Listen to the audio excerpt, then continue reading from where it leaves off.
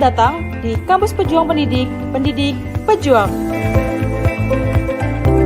Universitas Veteran Bangun Nusantara merupakan institusi pendidikan tinggi yang memiliki motivasi untuk mencetak lulusan yang mandiri, unggul, profesional, berkarakter, dan memiliki nilai-nilai kejuangan.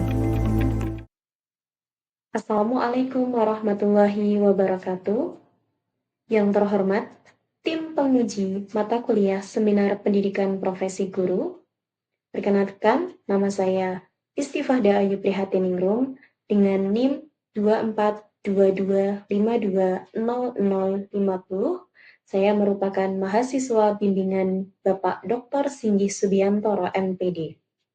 Pada kesempatan yang berbahagia ini, saya akan memaparkan hasil kegiatan pembelajaran dan praktik mengajar saya selama pelaksanaan program PPG Calon Guru Gelombang 2 tahun 2025. Untuk mendukung pemahaman terhadap topik yang saya angkat dalam seminar ini, saya akan memaparkan beberapa poin penting yang menjadi fokus selama pelaksanaan kegiatan PPG Calon Guru. Poin-poin ini mencakup yang pertama, identifikasi diri, yang kedua, pengalaman belajar, yang ketiga, refleksi mata kuliah, yang keempat, pembelajaran bermakna, yang kelima, desain inovasi pembelajaran, yang keenam, artefak dan produk pengembangan, dan yang terakhir, refleksi dan tindak lanjut. Masing-masing poin akan saya jelaskan secara sistematis berdasarkan pengalaman praktik dan data yang saya peroleh selama proses PPG berlangsung. Pendidikan memiliki peran penting dalam membentuk kualitas sumber daya manusia yang mampu menghadapi tantangan global. Sebagai calon guru, saya memiliki pandangan dan komitmen yang kuat terhadap masa depan pendidikan di Indonesia. Dalam rangka mewujudkan tersebut, saya ingin berbagi visi saya terkait pendidikan di Indonesia, serta visi pribadi saya sebagai seorang calon guru yang bertugas untuk memberikan kontribusi positif bagi peserta didik dan perkembangan dunia pendidikan. Yang pertama, visi saya untuk pendidikan di Indonesia, yakni mewujudkan pendidikan yang berkualitas, relevan, dan berkelanjutan. Yang kedua, visi saya sebagai seorang calon guru, yaitu menjadi seorang guru yang menyenangkan dan disenangi peserta didik, menjadi seorang guru yang berpihak pada peserta didik, dan menjadi seorang guru yang terbuka dengan perkembangan teknologi dan zaman. Untuk mencapai visi tersebut, tentunya ada beberapa hal yang harus saya lakukan. Di antaranya, yang pertama, mengembangkan kompetensi profesional dan pedagogi. Saya akan terus belajar dan meningkatkan kompetensi melalui pelatihan, membaca literatur pendidikan terkini, serta mengikuti kegiatan komunitas pendidikan agar mampu menyajikan pembelajaran yang bermakna dan kontekstual. Dalam upaya mengembangkan kompetensi secara profesional, sebagai calon guru, saya mengikuti pendidikan profesi guru sebagai jalur pendidikan formal yang memperkuat pemahaman saya terhadap teori dan praktik pembelajaran di sekolah dasar. Melalui program ini, saya tidak hanya memperoleh pengetahuan pedagogis, tetapi juga pengalaman langsung dalam merancang dan menerapkan pembelajaran yang berpusat pada peserta didik. Selain melalui jalur formal, saya juga secara aktif mengembangkan diri melalui jalur non-formal. Salah satunya adalah dengan mengikuti konten edukatif dari para influencer pendidikan di media sosial. Salah satu tokoh yang memberikan banyak inspirasi bagi saya adalah Ibu Galih Sulistianingrat. Melalui unggahan-unggahan beliau menunjukkan bahwa menjadi guru bukan hanya tentang mengajar di dalam kelas, tetapi juga tentang membangun karakter, nilai-nilai kehidupan, dan koneksi emosional dengan peserta didik melalui kegiatan di luar kelas. Hal ini mendorong saya untuk memiliki pandangan yang lebih luas dan humanis terhadap peran guru dalam kehidupan peserta didik. Upaya yang kedua yaitu memiliki mental yang tangguh dalam menghadapi tantangan. Sebagai calon guru, memiliki mental yang kuat merupakan bekal penting dalam menghadapi berbagai tantangan di dunia pendidikan, baik dari segi peserta didik, lingkungan sekolah, maupun perubahan kebijakan yang terus berkembang. Upaya yang ketiga yaitu terbuka terhadap perkembangan teknologi dan zaman. Sebagai calon guru, keterbukaan terhadap perkembangan teknologi dan zaman merupakan sikap penting untuk menciptakan pembelajaran yang relevan dan adaptif. Perubahan teknologi yang pesat menuntut guru tidak hanya mampu menggunakan perangkat digital, tetapi juga bijak dalam memilih dan mengintegrasikan teknologi yang mendukung proses belajar mengajar. Saya berkomitmen untuk terus belajar mengikuti tren teknologi pendidikan, seperti penggunaan platform digital, media pembelajaran interaktif, serta pemanfaatan internet sebagai sumber belajar.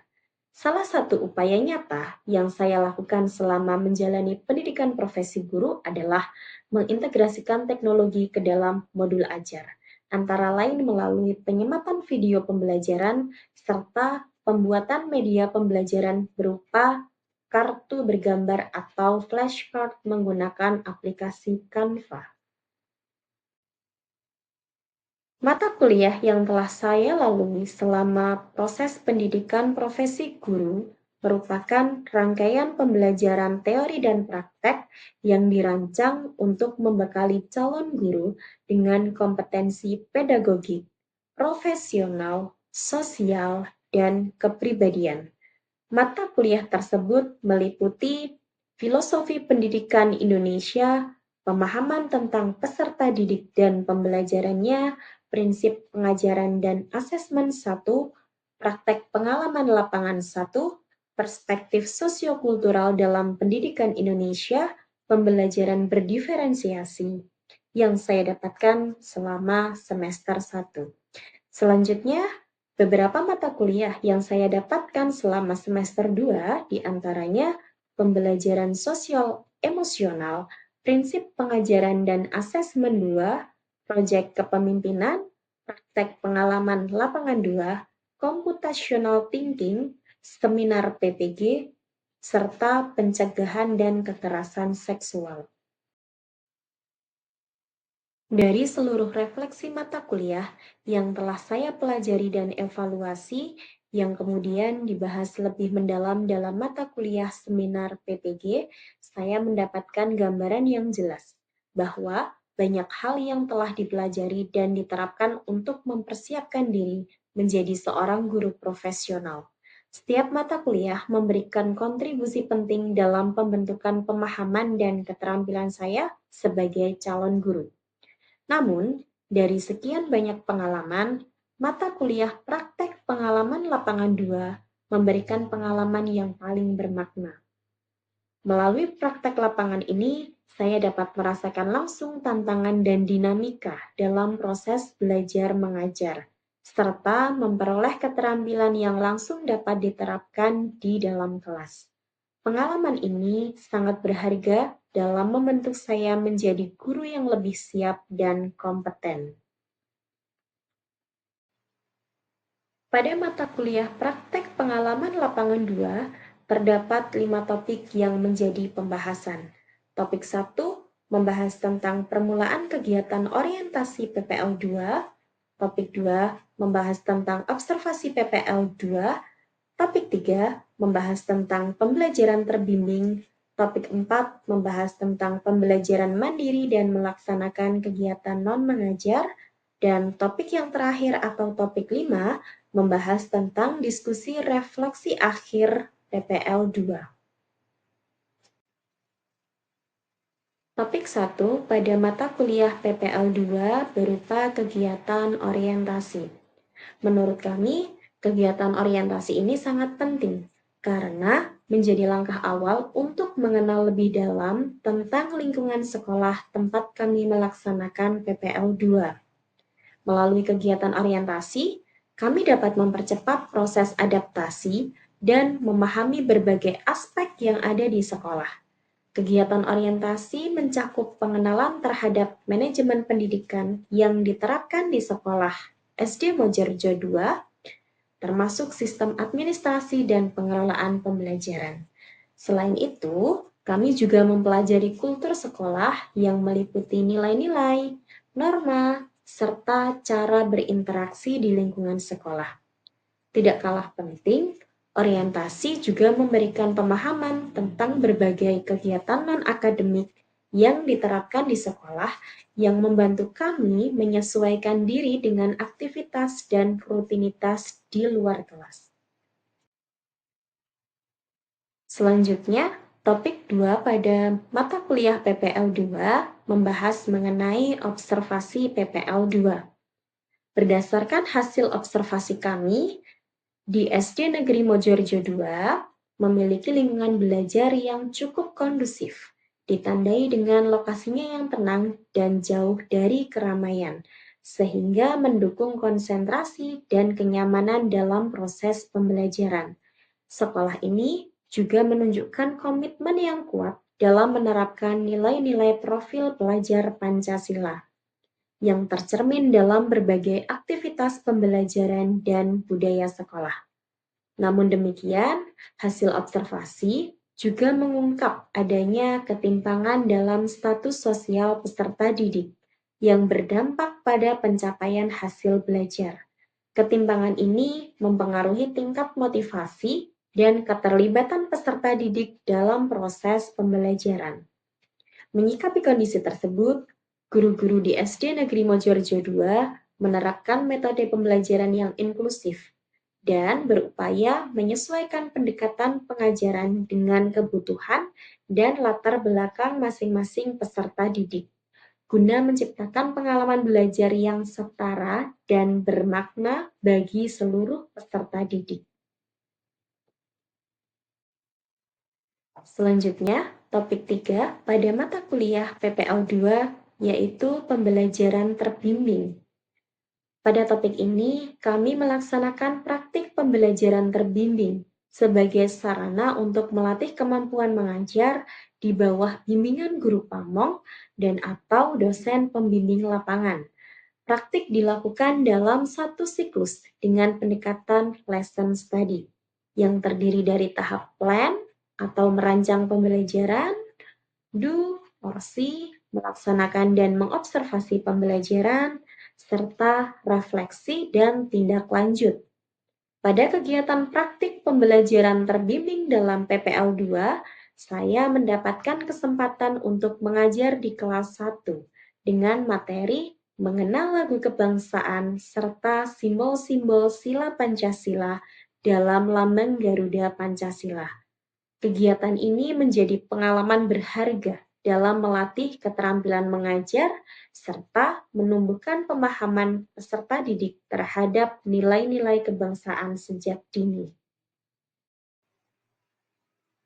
Topik 4 pada mata kuliah PPL 2 yaitu pembelajaran mandiri dan melaksanakan kegiatan non-mengajar. Kami melaksanakan praktik pembelajaran mandiri yang bertujuan untuk melatih kemandirian dalam merencanakan dan melaksanakan proses pembelajaran. Kami sebagai mahasiswa mengendalikan proses belajar secara individu, termasuk menentukan apa, bagaimana, kapan, dan di mana pengetahuan serta keterampilan diperoleh. Kegiatan ini dilaksanakan dalam 4 siklus menggunakan pendekatan lesson study yang meliputi tahapan plan atau merancang pembelajaran, do or see atau melaksanakan dan mengobservasi, serta refleksi dan tindak lanjut. Selain itu, kami juga mengikuti kegiatan non-mengajar, yakni keterlibatan dalam aktivitas sekolah di luar kelas, seperti kegiatan Tahrib Ramadan, partisipasi dalam kegiatan KKG kecamatan, serta buka bersama dengan orang tua dan masyarakat sekitar SD Negeri Mojorejo II. Kegiatan ini memperluas pengalaman kami dalam memahami dinamika sekolah secara menyeluruh, tidak hanya dalam konteks pembelajaran, tetapi juga dalam kehidupan sosial dan budaya sekolah. Pada topik terakhir mata kuliah PPL 2 berupa diskusi refleksi akhir PPL 2, kami melakukan refleksi akhir terhadap seluruh rangkaian kegiatan yang telah dilaksanakan selama PPL 2. Refleksi ini bertujuan untuk mengevaluasi proses pembelajaran, keterlibatan, serta pencapaian yang diperoleh selama kegiatan praktik pembelajaran lapangan 2. Melalui refleksi ini, kami sebagai mahasiswa calon guru dapat meninjau kekuatan dan kelemahan dalam praktek mengajar, serta merumuskan langkah perbaikan dan pengembangan diri guna menjadi guru yang lebih profesional dan adaptif di masa yang akan datang.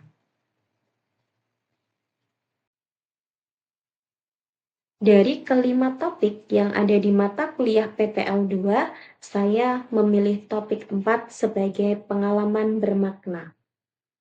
Pada topik 4, yang berupa pembelajaran mandiri dan kegiatan non-mengajar, saya memperoleh pemahaman yang lebih dalam tentang pentingnya kemandirian dalam merancang dan melaksanakan pembelajaran, serta nilai dari keterlibatan aktif dalam berbagai kegiatan sekolah di luar proses mengajar.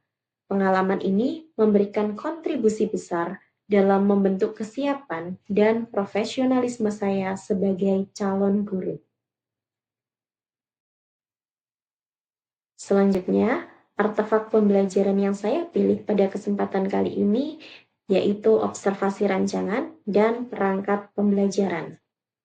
Dalam kegiatan pembelajaran materi perbedaan kebutuhan dan keinginan pada mata pelajaran Bahasa Indonesia kelas 1, saya menggunakan 3 artefak pembelajaran utama.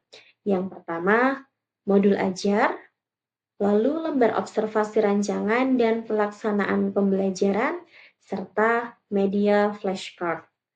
Modul ajar saya pilih karena menjadi panduan utama dalam menyusun pembelajaran yang sistematis sesuai capaian pembelajaran dan terarah pada penguatan profil pelajar Pancasila. Lembar observasi digunakan untuk merekam dan mengevaluasi proses perencanaan serta pelaksanaan pembelajaran, sehingga dapat menjadi dasar refleksi dan perbaikan praktik mengajar.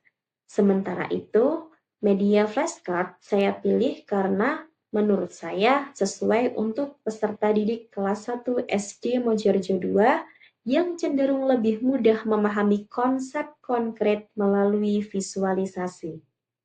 Flashcard berisi gambar kebutuhan dan keinginan dalam kehidupan sehari-hari, yang dirancang menarik dan sederhana agar pembelajaran menjadi lebih interaktif dan mudah dipahami.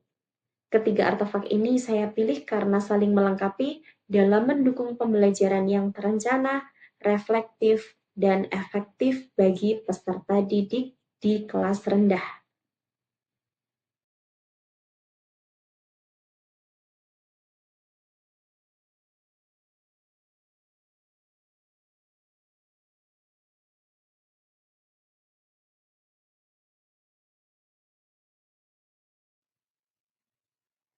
Pada kegiatan praktik mengajar mandiri siklus 3, saya mengawali pembelajaran dengan membacakan cerita yang berjudul Dina Pergi ke Toko. Saya juga menampilkan tampilan ilustrasi melalui layar LCD agar peserta didik lebih mudah memahami isi dan alur cerita. Setelah saya selesai membacakan cerita, saya memberikan beberapa pertanyaan secara lisan kepada peserta didik untuk mengetahui pemahaman awal mereka terhadap materi. Selanjutnya, berdasarkan cerita, saya mengkaitkan isi cerita dengan materi pembelajaran yang akan saya bahas pada praktik siklus mandiri ketiga yang berupa perbedaan kebutuhan dan keinginan. Selanjutnya, saya juga membagikan media flashcard yang berupa gambar benda-benda yang ada di sekitar peserta didik. Dan pada akhirnya, saya minta peserta didik untuk secara bergiliran mengklasifikasikan benda-benda tersebut ke dalam kategori kebutuhan atau keinginan.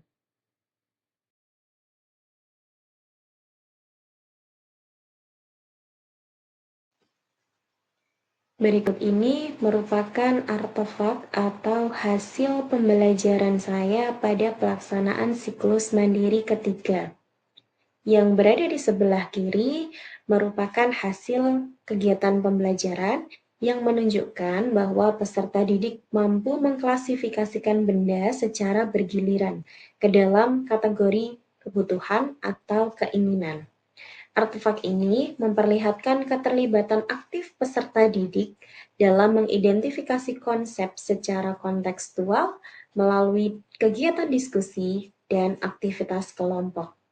Dan yang berada di sebelah kanan merupakan hasil pekerjaan peserta didik dengan mencocokkan kata dan gambar dalam bentuk permainan word search.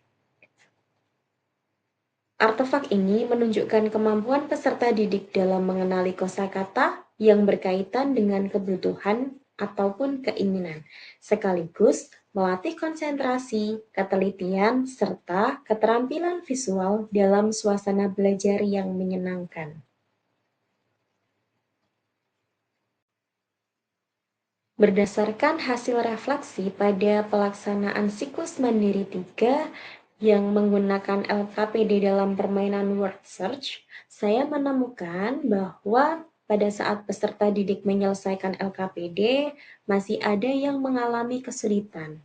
Hal ini disebabkan karena aktivitas pencarian kata, baik secara horizontal maupun vertikal, menuntut adanya strategi pencarian, kemampuan visual spasial, serta konsentrasi yang belum sepenuhnya berkembang secara optimal pada anak usia kelas rendah. Kondisi ini menjadi pertimbangan penting dalam merancang kegiatan pembelajaran yang sesuai dengan tahap perkembangan kognitif peserta didik. Desain inovasi pembelajaran selanjutnya yaitu modul ajar siklus mandiri keempat. Pada pelaksanaan siklus mandiri keempat, saya masih mengajar dengan mata pelajaran bahasa Indonesia dengan tema yang berbeda dari siklus sebelumnya. Kali ini saya mengajar pada tema di sekitar rumah.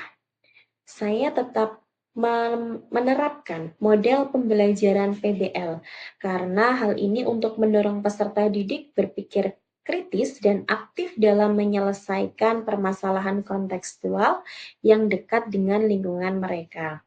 Dalam pelaksanaan ini, saya juga masih memanfaatkan media pembelajaran flashcard sebagai alat bantu visual untuk memperkuat pemahaman kosakata dan mendukung keterampilan literasi dasar peserta didik. Pendekatan ini saya rancang agar pembelajaran berlangsung secara menyenangkan, bermakna, dan sesuai dengan tahapan perkembangan anak sekolah dasar di kelas rendah.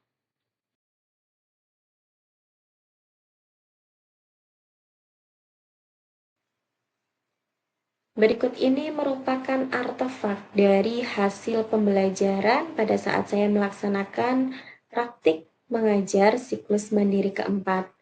Yang ada di sebelah kiri merupakan hasil kegiatan peserta didik mencocokkan petugas berseragam dengan tempat mereka bertugas. Artefak ini saya pilih karena melalui kegiatan tersebut mereka dapat melakukan kegiatan secara berkelompok yang bertujuan untuk memperkuat pemahaman peserta didik terhadap profesi dan lingkungan kerja yang sesuai. Hasil kegiatan mencerminkan kemampuan peserta didik dalam mengelompokkan informasi secara visual dan kontekstual melalui kerjasama dalam tim.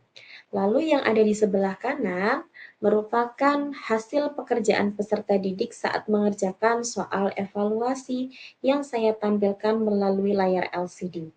Peserta didik menuliskan jawaban di buku tugas masing-masing dengan memanfaatkan media flashcard sebagai panduan dalam mengeja dan memahami kosakata. Hasil ini merefleksikan kemampuan individu dalam memahami materi yang telah dipelajari serta keterampilan dasar literasi yang terus berkembang. Hasil refleksi pada pelaksanaan praktik mengajar siklus keempat menunjukkan bahwa selama proses pengerjaan soal evaluasi yang saya tampilkan melalui layar LCD, peserta didik masih diperbolehkan untuk melihat kembali flashcard yang telah digunakan sebelumnya sebagai panduan untuk mereka menjawab soal. Hal ini bertujuan untuk memberikan dukungan bagi peserta didik yang masih mengalami kesulitan dalam mengeja dan memahami kosakata, sehingga proses evaluasi tetap berjalan secara bertahap dan kontekstual.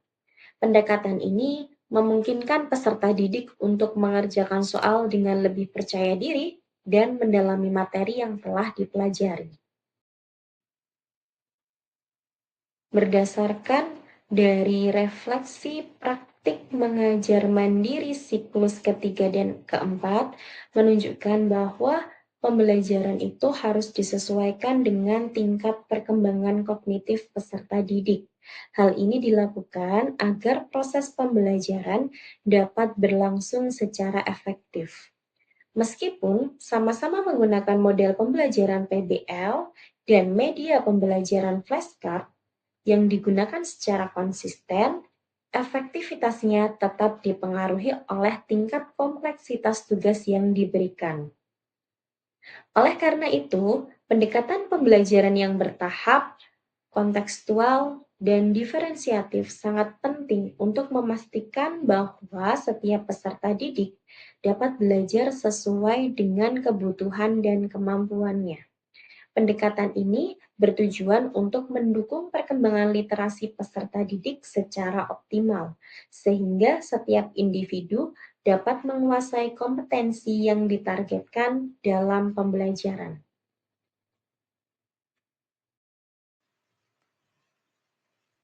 Dalam rangka menyusun praktik baik berdasarkan pengalaman belajar saya mengenai desain inovasi pembelajaran, saya telah menyusun artikel publikasi yang berfokus pada inovasi pembelajaran di sekolah dasar.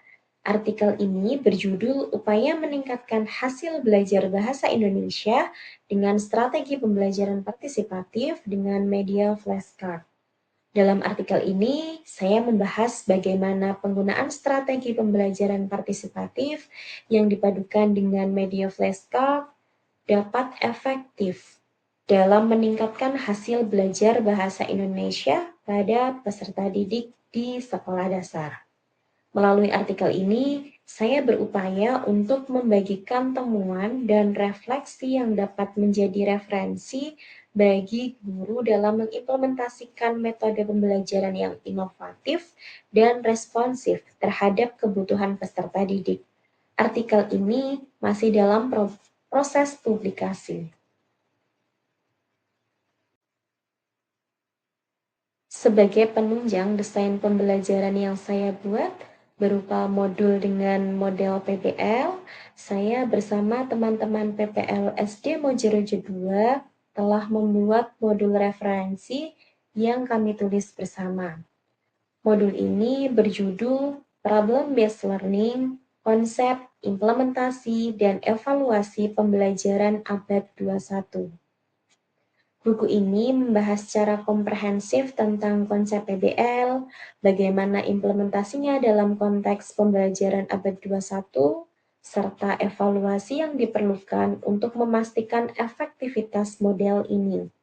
Buku ini masih dalam proses pengajuan ISBN dan diharapkan dapat menjadi referensi bagi guru dalam menerapkan PBL di kelas.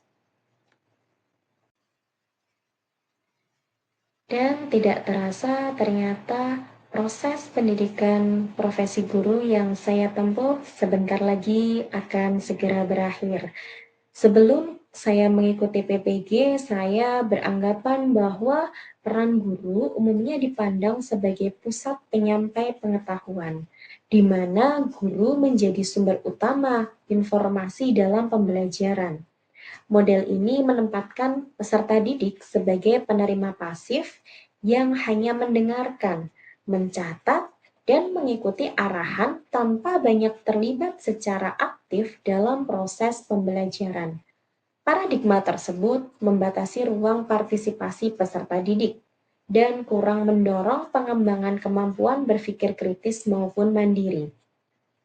Setelah saya mengikuti program PPG, saya menyadari bahwa pembelajaran yang efektif menuntut keterlibatan aktif dari peserta didik.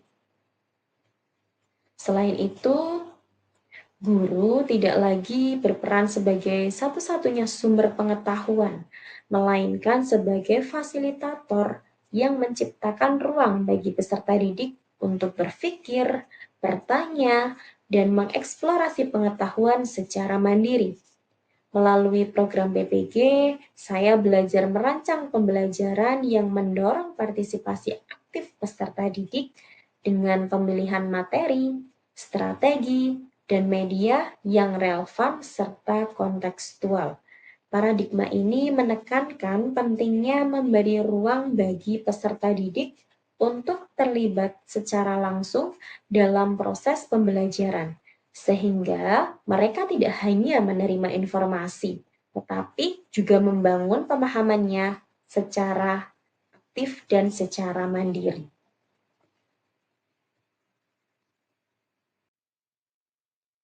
Terakhir dari saya, sebagai rencana tindak lanjut, ada 3 hal penting yang akan saya lakukan ketika memulai karir sebagai seorang guru.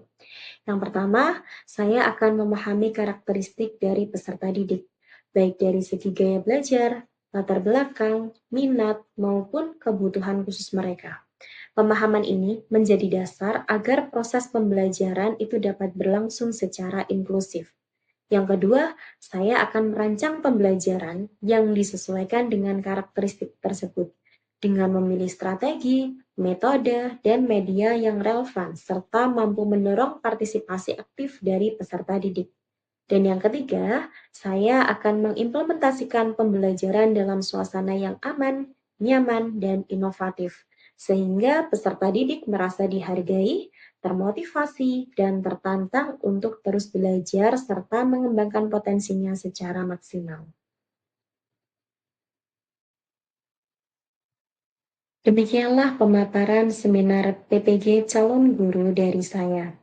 Pergi ke hutan membawa pelita, menyalakan cahaya di tengah belita. Mari bersama jadi pendidik bermakna, mencerdaskan bangsa dengan hati dan cinta. Terima kasih. Wassalamualaikum warahmatullahi wabarakatuh.